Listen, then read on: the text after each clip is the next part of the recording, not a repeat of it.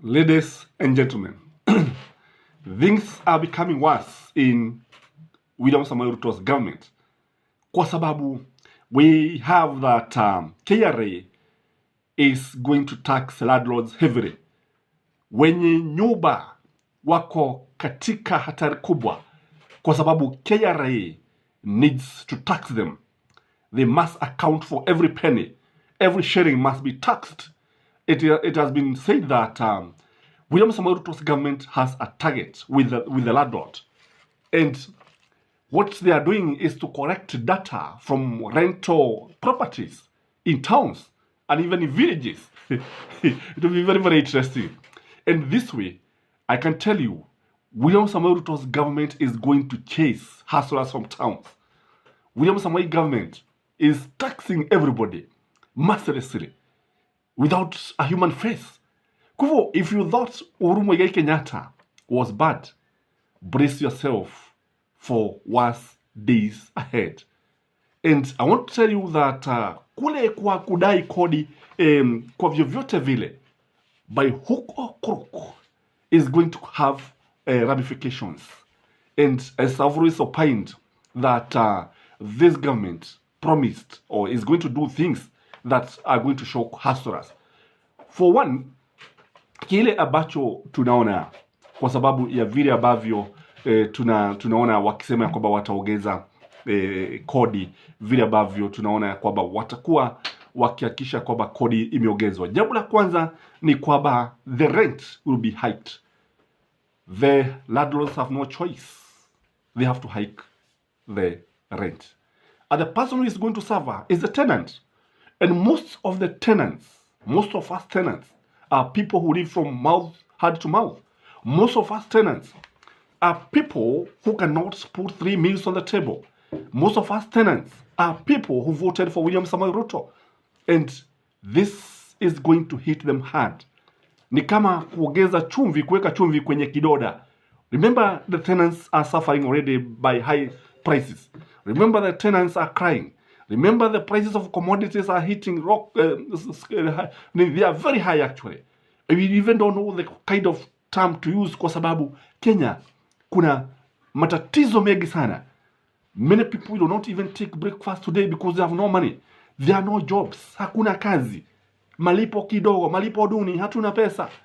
And the other thing that is likely to happen is that the people are going to move from towns to the villages because very few people are going to afford rent. I don't know if the rent is quadrupled because this is what is likely to happen. Because by the end of the day, the landlord who invested in building that house must make profit.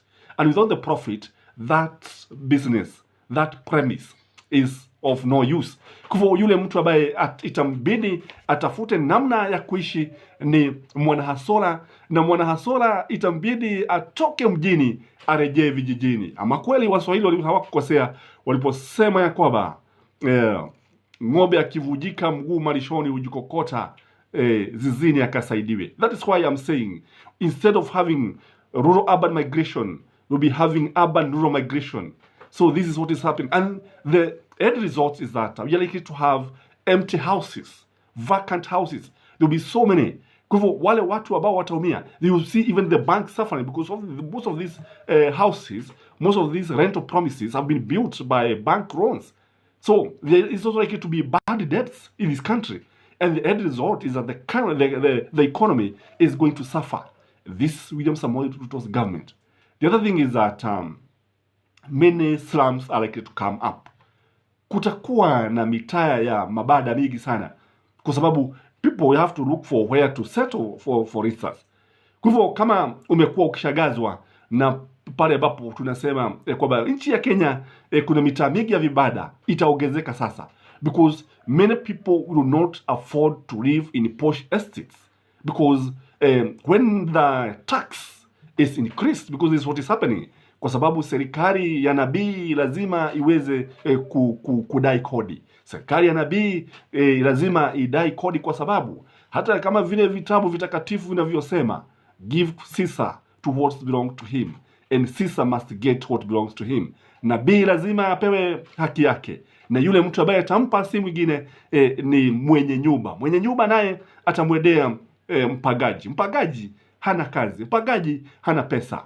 Kwa hivyo this is the way that is going to work. The other thing is that I can see William Samoei Ruto becoming very unpopular. If there's one president who will be unpopular in this country, it is William Samoei Ruto. If you thought Uhuru Kenyatta was unpopular, by the way, Uhuru Kenyatta was very popular, and even today he remains very popular. But when you look at Uhuru Muigai Kenyatta and Mwai Kibaki did not do things that were hurting the common mwananchi. But this government is doing things without caring the consequences. Because you see, most of the tenants are mama bogas. Most of the tenants are boda guys. Most of the tenants ni common mwananchi, ni wajiko. Na hawa ndio watu ambao waliambia kwamba watauda serikali, ndio ambao watanufaika na hii serikali ambao waliichagua.